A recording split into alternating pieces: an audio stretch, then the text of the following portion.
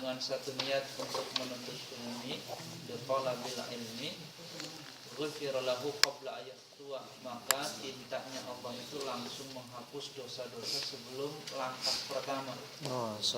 Ya, langkah pertamanya saja sudah dihapus dosanya. Bagaimana kalau sampai di masjid menuntut ilmu sampai pulangnya lagi? Ya, namanya malaikatun hafadzat alaihi ajnihata. Malaikat pun selalu melebarkan sayapnya terhadap majelis-majelis ilmu. Ini sangat mulia sekali. Banyak hadis-hadis menerangkan tentang keutamaan menuntut ilmu. Wa qala aidan Umar bin Al-Khattab, dari Umar bin Khattab radhiyallahu an, bahwasanya anna man kharaja li talabil ilmi fa innahu kafaratun lima madha. Orang yang gemar menuntut ilmu itu, maka sungguh tindakannya itu akan menghapus dosa-dosa yang telah lewat. Ya, jadi aktivitas apa saja sungguh mulia jikalau kita niatkan untuk menuntut ilmu. Dalam salah satu riwayat juga pernah diceritakan dalam kitab Irsyadul Ibad, lamma khayyara Sulaiman bainal mal mulku wal ilm. Jadi ketika Nabi Sulaiman disodorkan oleh Allah tiga hal. Pertama mal, apa itu? Harta, al mulku, kerajaan, al ilmu, ilmu. Ya, fa khayyara Sulaiman al ilmu. Maka Nabi Sulaiman ngambil ilmu. Fattaba'al mal wal mulk. Karena Nabi Sulaiman memilih ilmu, akhirnya harta dan kerajaan pun mengikuti beliau. Jadi sungguh orang-orang yang selalu hidupnya aktif dengan ilmu, maka dengan sendirinya harta itu akan mengikut. Saya yakin. Dan di antara yang rugi itu mungkin saya, karena sibuknya dengan duit, sehingga ilmunya nggak dapat. Yang beruntung kalian, ya, sibuknya dengan ilmu, duitnya dah. Ini perlu kita bersyukur kepada Allah Subhanahu wa Ta'ala. Ya. Jadi sungguh mulia orang-orang yang selalu gemar menuntut ilmu. Jadi belum melangkah saja sudah terhitung sebagai pahala. Langkah pertama sebagai hapusan dosa. Jadi subhanallah, sekalian dirahmati Allah Subhanahu wa Ta'ala.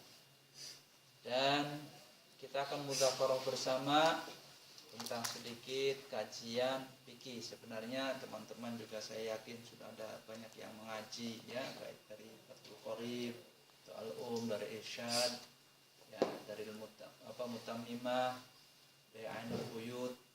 Banyak sekali lah kitab-kitab fikih itu.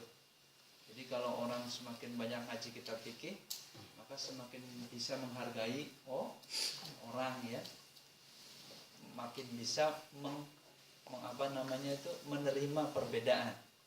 Kalau orang lebih banyak ngaji fikih, kalau ya sering saya ceritakan itu, kalau Al-Fatihahnya pakai Bismillahnya didiamin, kalau orang masih sempit ilmunya mah jangan imam, jangan makmum sama dia, jangan Muhammadiyah. Kalau orang masih sempit biasanya seperti itu, ya. Kemudian nanti kalau habis habis i'tidal itu, Sami Allahu liman hamidah, sedekap. Jangan. Itu Wahabi, itu Salafi. Ya. Biasanya kalau masih sempit seperti itu, padahal semuanya punya dalil. Kalau saya katakan sampean meletakkan di sini apa dalilnya? Kata guru saya, tanya dong sama gurunya langsung. Dari kitab apa? Hadisnya apa? Biar jelas. Enggak boleh katanya, sebab qila wa qala la tudallu. Katanya itu tidak boleh dijadikan hujjah dan dalil dalam ilmu fikih. Enggak boleh. Haram hukumnya. Karena lebih banyak aksarul kadzib, lebih banyak menjerumus kepada kebohongan. Siapa tahu dia lagi naik motor, ada orang lagi ngaji fikih, jadi dengar sekilas katanya untuk menguatkan kata guru saya, kan gitu. Kebanyakan kan teman-teman gitu, ya. Jadi ini dihindari. Jadi fikih, Quran, kemudian Kalau tafsir masih bisa, ya. Kalau fikih, Quran terutama itu harus sanadi. Hadis, mustalahnya dia harus tahu semua. Jadi berulang-ulang kali teman-teman sekalian jangan pernah diperuncing ya hal-hal perbedaan seperti itu. Ya makanya saya ciptakan Al-Barokah ini biar bisa menghargai semuanya, tidak apa-apa. Tidak apa-apa. Makanya di atas perbedaan itu semua yang berhak menjadi imam, satu yang paling fasih, yang kedua paling banyak hafalannya. Banyak hafalannya nggak fasih jangan jadi imam. Jadi yang fasih. Seperti ain, ngain beda. Ha beda. Sin, shin, sa harus beda. Sod, po, zo harus beda. Tatbiq, fa, lof, sa harus beda. Semuanya harus tepat yang semua. Maka orang yang mengetahui posisi-posisi makhrijul huruf itu yang berhak menjadi imam. Walaupun dia tahu hukum idgham, ikhfa, baru tahu hukumnya saja tapi nggak fasih jangan jadi imam. Yang fasih aqra'uhum bil Quran. Aqra itu berarti orang yang fasih di dalam membaca, bukan ahfadzuhul Quran. Ahfadzuhumul Quran, bukan mereka yang lebih banyak hafalannya. Ya. Imam Maliknya ada, Imam Hambali, Imam Malik ada, Imam Waqidnya ada, Imam Sibrut Tayalisinya ada, Imam siapa lagi itu? Banyak imam-imam. Justru yang menjadi imam adalah Imam Syafi'i umur 15 tahun. Karena Imam Syafi'i itu lebih fasih. Lagi pula dia hafal Quran juga. Lalu syekh-syekhnya beliau adalah juga hafal Quran dan lebih fasih. Ini perhatian untuk mengenalinya. Masjid ini beragamnya kita gabungkan menjadi satu, menjadi sebuah masjid yang betul-betul kelak bisa menjadi akselerasi ya atas ikhtilafnya dalam syariat agama. Lantas kata Nabi, ikhtilafu ummati rahmah. Ya, perbedaan antara umatku itu, yang ada dalam umatku itu adalah rahmat dari Allah.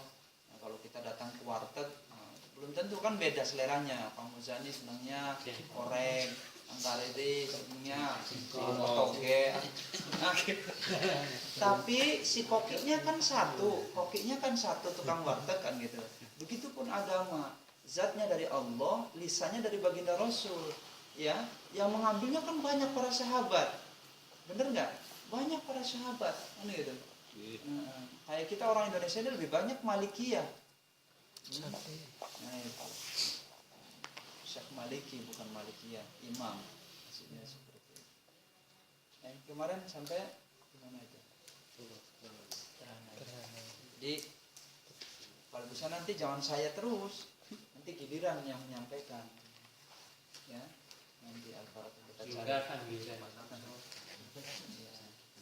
Kita lanjutkan lagi. Sudah Terhana sudah ya.